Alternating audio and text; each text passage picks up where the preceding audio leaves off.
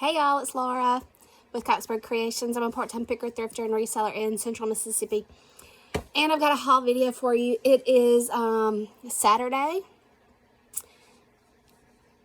And this is about the best I do on a Saturday unless I'm leaving the house. And I don't always do that. This morning it was 20 degrees in Central Mississippi. And it is now, I don't know, 1:30ish, 2 o'clock, and we may hit 40 today, which is pretty rare. Pretty rare for multiple days in a row. So we had a little snow. I've lost track of time. Last Saturday, maybe. And I'm not going to say it warmed up, but it was a little warmer at the beginning of this week. And then Wednesday, Thursday, Friday, maybe Thursday, Friday, and today, we've been in the 30s. So, you know, it's a little different. It's not something we're really used to. I have zero plans to go anywhere. So you get the headband and the no makeup. I did not go and source this.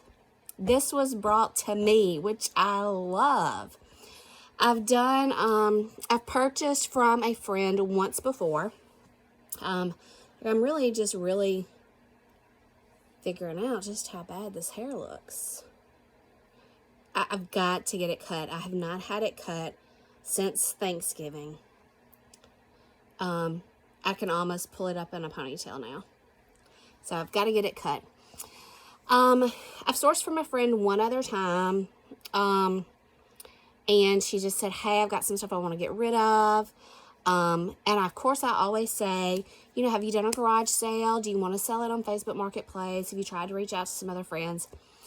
And, I don't ever want to sound ugly or rude or unappreciative, but honestly, if you're not talking about garage sale prices, it's not worth my time. If you're not talking about 50 cents to maybe $1 an item, it's just not worth my time because I've got to go through it all, possibly clean or stain treat. I'm going to have to steam it for pictures, take the pictures, store it, find a place to store it. I love all the resellers who have such organized places in their home, and we're just out of room, so I got stuff tucked away everywhere. And so I never want to sound unappreciative because I know that I have friends who are saying, you know, Laura does resale. I haven't done a video yet as to really why I do resale, but I do resale for a good reason, for a family, and for my daughter. For my daughter. And we can go into more detail on that another time, but we do have, we have twin girls. They're about to be 20, and one of them is disabled. She will live with us forever. She'll never work. So my resale money is really a stash. It's a put away for her future when we're gone one day. I mean, I'm just being honest. You know, I have used it to pay off some things, to put towards some debt, but the majority of it, it's for her. So, I do know people who will reach out because they know it's for a good cause, if they know our family or whatever. But, you know, if you're coming at me saying, well, you know, I want $10 for this, or I want, you know, $15 for this, it's just not something I can do because I can't turn around and resell it for that. Even if you bought it for $80, that doesn't mean that's what I'm going to get back out of it. You know, a lot of times when you buy something for $80, you might get 15 or 20 out of it in the resale market, just depending on what the brand is. So I never want to offend anybody who thinks that they, you know, are being genuine to help me, and I do truly appreciate that. But it's just, I can't tie my money up into it until it sells unless the prices are just very, very good.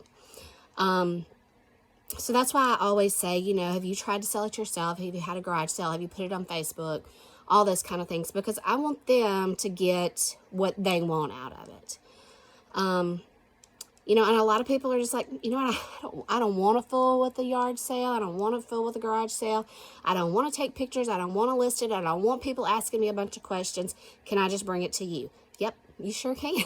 But sure, absolutely. So a friend of mine reached out to me and she said, hey, here's what I've got. It's about 30 to 35 pieces.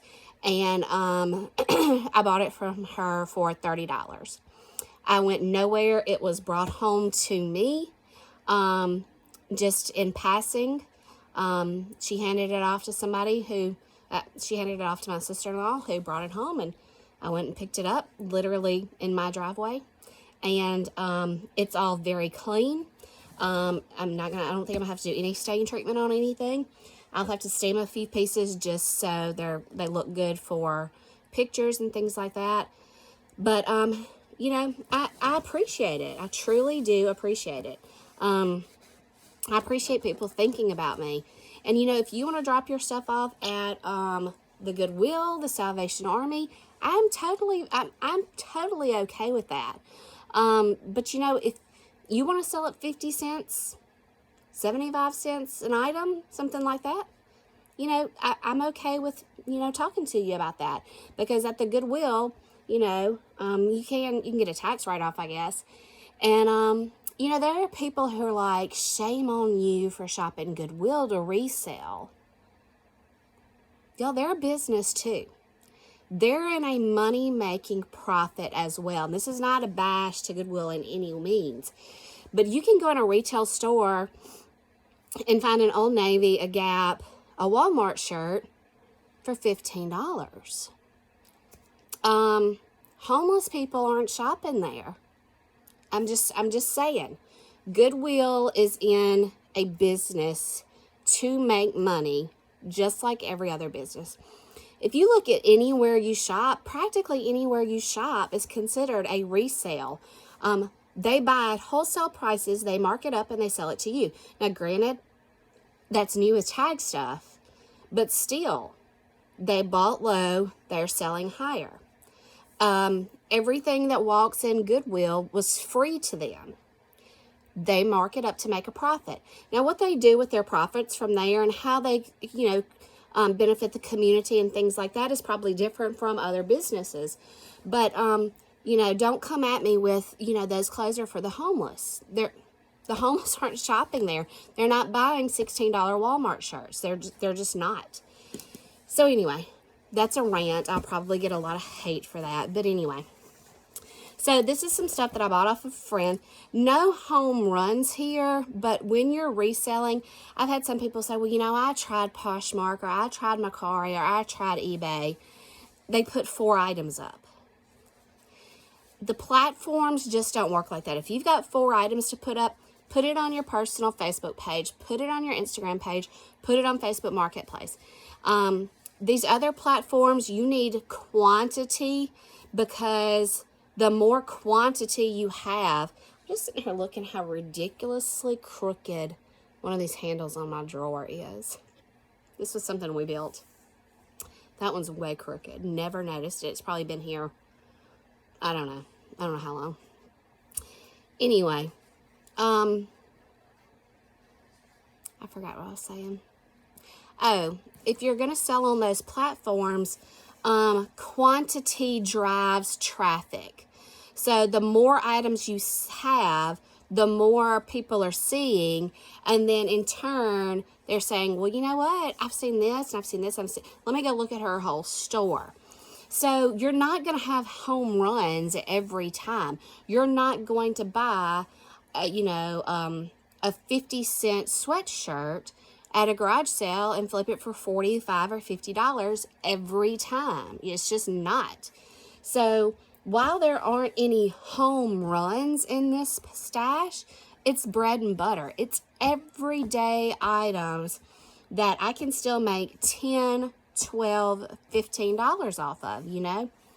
And those are the kind of things that I need to have filler in my store to continue driving traffic into my store to look at the bread and butter and the home run items. You know, if they see this pair of Jag jeans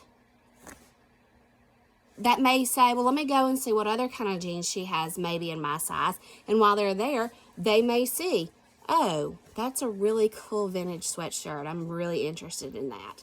So bread and butter items can bring people into your store to see your home run items. So that's why, you know, when people say, well, you know, I've got stuff I want to get rid of, I don't necessarily always recommend Poshmark or Mercari or eBay unless you've got a large quantity. If your quantity is small and you want to sell it quick, it's not something you want to sit on, you're ready to get rid of stuff, I say your personal Facebook, your Instagram, your Facebook Marketplace, local, or whatever. So anyway, all right, let's go through what I got off of this friend of mine. So these are some Jag jeans. They are a size 12. It just says stretch, and they just kind of look like a straight leg. So just a nice basic pair of jeans, just kind of a straight leg. All right. These are, I looked at this a while ago and I still don't really even know. There's another pair, hang on. That's easier for me to read. I'll get back to that. All right, these are just some Old Navy Diva jeans. Size. These are just a 12 regular, kind of a darker wash. Old Navy Diva jeans. All right, this is that brand. It's A-R-I-Y-A, Aria maybe? Aria jeans. They're kind of the embellished pocket a little bit. This doesn't have any bling on them, but some others do. It's got the contrast stitching. It's kind of got the intentional worn look here. You kind of got some marks here that they're intentional of here too, and then just, you know, the intentional discoloration on the front, on the back. These do appear to be a boot cut. I'm trying to say if they say anything. They're a 13-14. There's no style name in here. There's a number I could probably look up. But anyway, I'm going to call it Aria. I don't know. Anyway, just a boot cut jean. And these are the same brand. They've got a little bling on them, kind of on the button here. The rivets are shiny. The back pockets have a little shine to them. They're a boot cut also.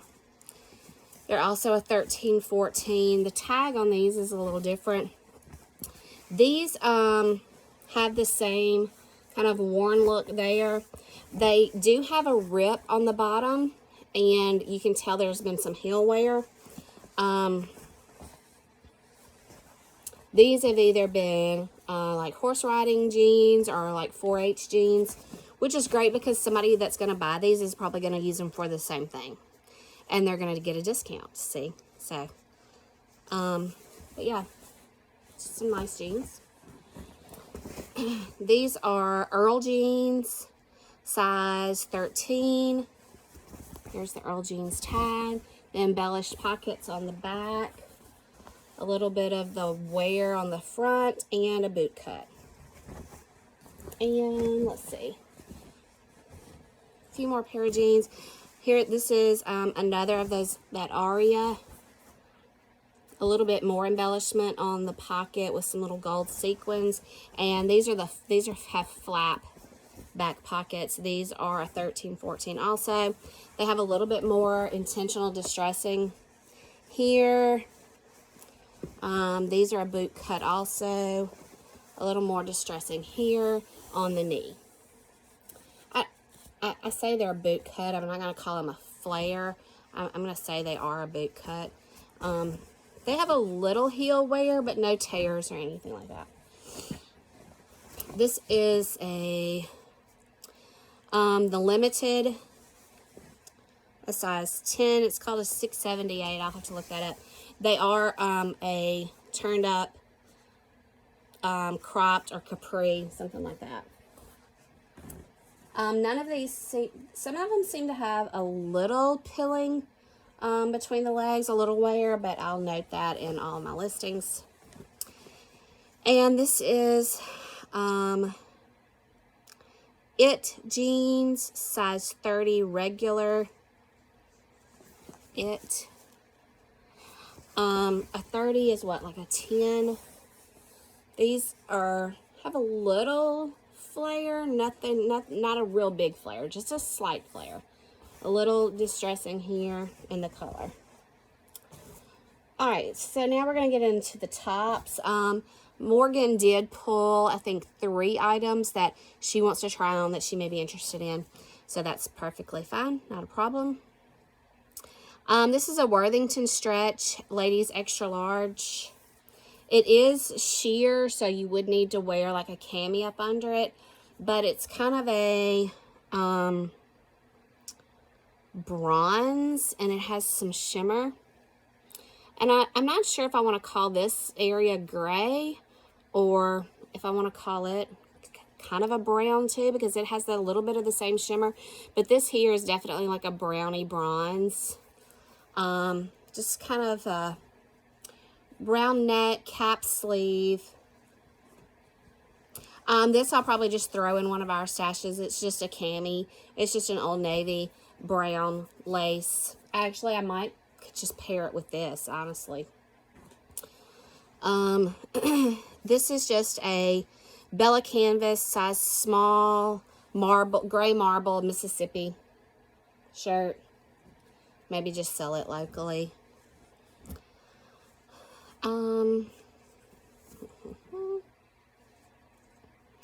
This is a Pole, P-O-L, size small, kind of a dusty rose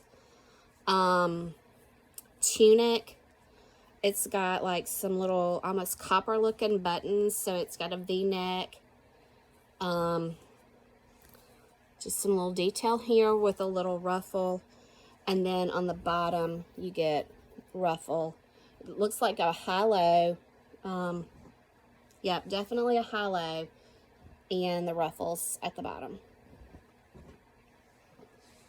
This is a sheer Vanilla Bay olive green, size small, long sleeve.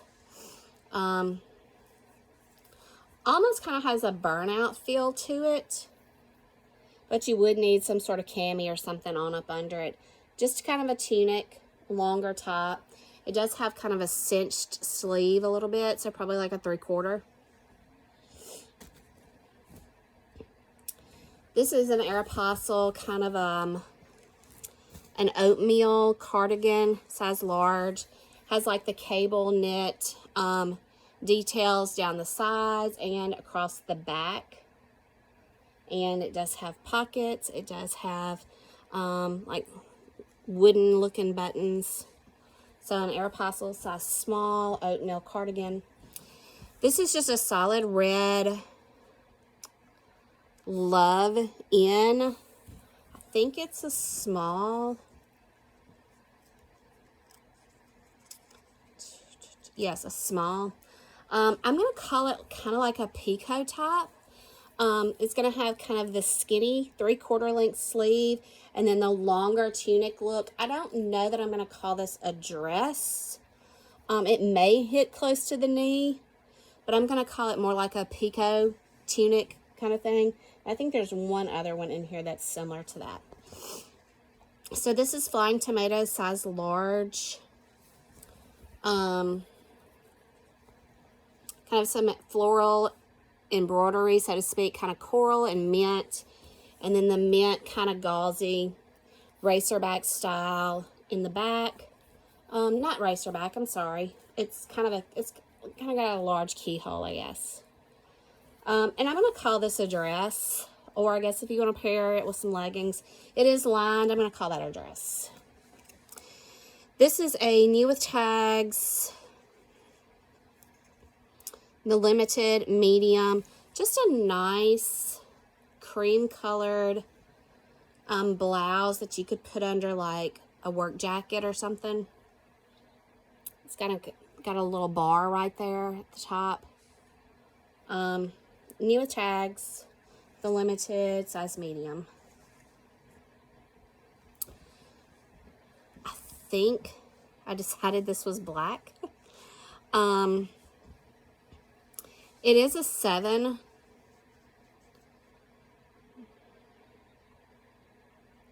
Extra large. I think it's black. Anyway, it's 7. Extra large chenille cardigan. It has like some ribbed detail at the bottom. It has pockets. It does have a little flaw. This is on the side split, so this would be towards the front side, but it's on the back of the slit, if you understand what I'm saying. So this slit goes to the back. This is the front, but it's on the back side of the slit. It has just a little hole there. May not even be noticeable. I may even keep this for myself for a little while, just because I like sweater cardigans. We'll see. This is another just a little cardigan. It's called Chris and Carol, made in the USA. I think that's a medium without putting my glasses on. Kind of a chili pepper red almost. Just a thin little cardigan, really. You know, slip on with some kind of cute printed top under it. So, you know, that's cute. This might even, I don't know if this would look good under it. This is kind of a different color. Anyway, this is just a tank, kind of an Aztec tank. Let's see. Racer back, N-T-E-N-T-I. Kind of a racer back. It does have a little bit of a flare to it, so not just a straight tank. It does have some flare. It is a medium. So, of course, most of you know, if you don't find the side here, the size, go in down on the side to the tag that's down here, okay? And you're usually going to find your size and your fabric content there. So just an Aztec racer back, medium tank. This is a waffle knit 22nd, and then it has 22nd, like spelled out, and the number. It's an oatmeal colored waffle knit pullover. It's got the kind of the raw hem here, and the sleeve, kind of the elbow patch, kind of has this Aztec pattern here. The hemline is the same front and back. So this is a large, size large, waffle knit, kind of an oatmeal with this Aztec elbow patch.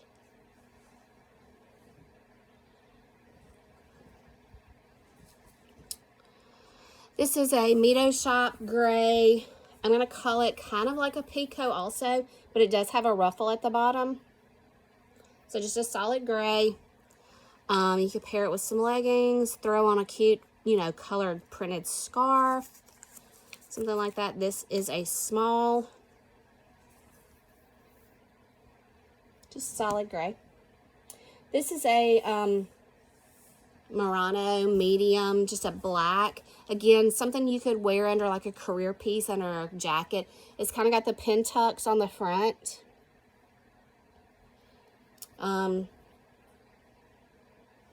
Yeah, just a nice dress top, really, that you could put under a blazer or something. This is another, what I'm calling similar to Pico. Pico has its own name brand, but when you think about the style, this is Mon Ami, and let's see what size it is. Going to the side, it is, gotta have my glasses for this one. I knew I'd have to put them on before it was over. It's a medium. Gosh, it sucks getting old. It's solid black, Pico style, but the sleeves turn into like a faux suede here, They're actually almost color blotched, like the inside of the sleeve is black and the outside of it is this brown faux suede. Super cute, really soft. Just a Pico style tunic, long, kind of a skinny arm. This is just a basic black. It's Zanana premium, size small. It's got kind of a cross hatch neckline. A little bit of a longer top, but just a good basic, you know. This is new with tags, Jealous Tomato. It's a medium. It was bought at Cavender's. So the price on it is $34. So I don't know if this is kind of for... Cavender's is like a country western store. So I don't know if this is like for show or for riding or... any, you know, it's not definitely not a western shirt by any means, but anyway, it's just a black and white. You see the little cross pieces up here, and almost not really a peplum style, but it's got these flare sleeves here, and really just a straight body, I guess you'd say. It doesn't tuck in or anything like that, or seem to get tight. It just seems like a straight body line, and then those flare sleeves. But it's Jealous Tomato. It's a size medium. This is a Gap. It's inside out. Medium. Just kind of an ivory colored sweater that you would need some sort of tank under, so you can see through it. Here's another new with tag. It's a blue pepper. The new with tag says it was $44.99. This is a size large. It is a cream color blouse. Trying to get it to hang right here. Just kind of a cream color blouse. Anyway, these sleeves come down to like a point almost, and has kind of a little Aztec detail on it as well. Anyway, kind of a, yeah, it's a little more than cream, but I don't think it's yellow. You know what I'm saying? Anyway, blue pepper, new with tag. Here's another new with tag. This is Fate. It is a size small. Does not have a price. Yes, it does. $53.95. Wow. And no, I'm not going to get $53.95 out of it. Don't think that. That's not how resale works. Unless it was just something really rare and fabulous. So it's kind of a mustard color, button up the front, chest pockets. It's got the tab sleeves, and then buttons up the back as well. And I don't know that those are real. I think they're just maybe for looks. No, they're actually real. Like they have real buttonholes. Anyway, it does appear to kind of be a little cropped. I do see a little spot up here on the shoulder, and I may just try to spot treat that because I don't want to cut these tags off, since it is new with tags. So we'll see. Otherwise, I'll just disclose it. Sports bra that we'll probably just keep around here at this house. Nike dry fit medium. I think these are capri leggings, just a blue with a pattern. Yep. These are an Under Armour black and gray. I think they're a medium also. I can't tell. These may be more of a full length. So kind of a gray panel front, solid black in the back. Under Armour down on the leg. And then it kind of has the mesh here, you know, for like breathability, I suppose. And then I've got two pair of medium Nike dry fit shorts. Probably will lot these up. I've got some other mediums. So I'm probably gonna, I just keep putting them to the side, honestly, just to make a lot because they seem to sell better in a lot. So, I think with the pieces that Morgan decided to keep, it was over 30 pieces, and I'm going to say it was probably like 36 maybe, 34, 36, I can't remember. So I paid her $30. So that was, you know, like 80 something cents a piece. So that's where I like to be when I buy a haul from somebody that I personally know. The last friend that I bought from, I can't remember how many pieces it was. I paid her $40, and I've made my money back on it plus $50, and there's still more to sell, and some of it isn't even listed yet. So, you know, people will be like, oh, you shouldn't take advantage of your friends. I don't feel like it's taking advantage of them. I'm running a business just like if they were running their own at-home business. You know, they have something they're wanting to get rid of. I'm willing to look at their stuff and take it. And if the price is right, I'm willing to pay them for that. And I don't feel like that's taking advantage of them. You know, if they're not the kind of people who want to do a garage sale or a yard sale or post it on Facebook or anything like that, I'm helping take it off their hands, so to speak. And I don't ask people. I don't beg people. People just know what I do, and they'll say, hey, I got a sack full of stuff. It's probably 30 or 40 items in here. Or, you know, I'll sell it to you for this if you're interested. And hopefully there are no hard feelings if I ever say, you know, no, that's really more than I'm willing to pay. I'm not so much interested in what brands are, as long as it's good quality stuff. You know, if my friends start bringing me, you know, their ratty t-shirts that they've been sleeping in for 10 years, you know, that I'm not so much interested in unless it's some really amazing vintage band shirt. And then I'll change my tune, I'm sure. So, you know, it's another place to source. Where I live, I think I've told you before, I have to drive anywhere from 45 minutes to an hour to source anywhere. We're not really the type of area that has garage sales every weekend. So I have to drive places in order to source for products to sell. So when I have friends who say, hey, I got a sack full of stuff. Do you want it? You know, give me $20, whatever. You know, as long as it's quality and I can trust that you're giving me something that's quality and not something that's completely stained and got grease spots and I've got to wash and I've got to mend and fix holes and things like that, you know, I'm willing to do that with my friends. So, I haven't gotten burned yet. Again, there's no $100 items in here. And honestly, if there were, I'd probably go back to her and say, hey, I owe you a little more money. Okay? Because this item was in there. Neither one of us knew what it was going to sell for.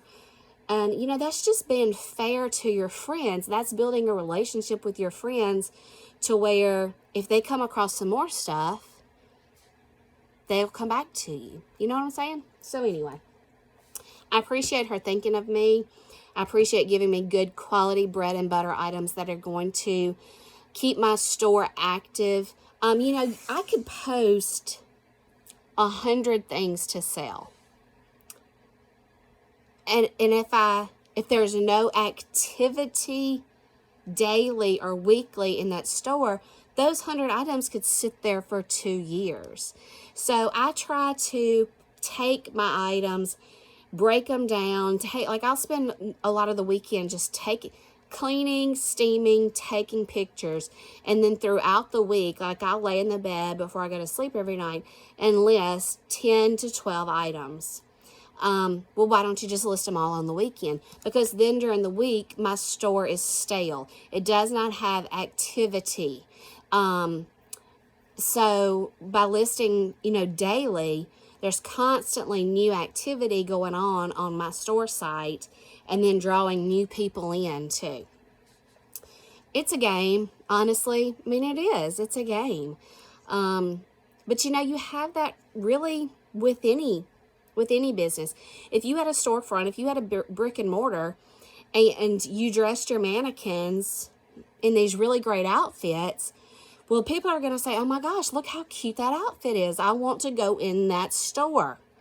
And if you never change the mannequin out for 2 months, how are you drawing new traffic into your store? They don't see anything new from the street. They see the same old stuff that's been on that mannequin for 2 months. So it's all a game. It's all about marketing. It's all about being strategic. And people are like, oh, you resell online. That's sweet. It's work. It's hard work. It's time-consuming work. I'd take you on a tour of this house, but you don't want to see this. This section here, my husband was nice enough to put a bar up in our bedroom for me to hang dresses and coats on. Under the dresses and coats are all the shoes that I have for sale, plus handbags and blankets. Back over in that corner over there is the pile of stuff that needs to be listed, plus some hard goods like pillowcases and breakables. Over on this wall, there's a wood chest that I have all ladies' shirts and sweaters, plus men's jackets.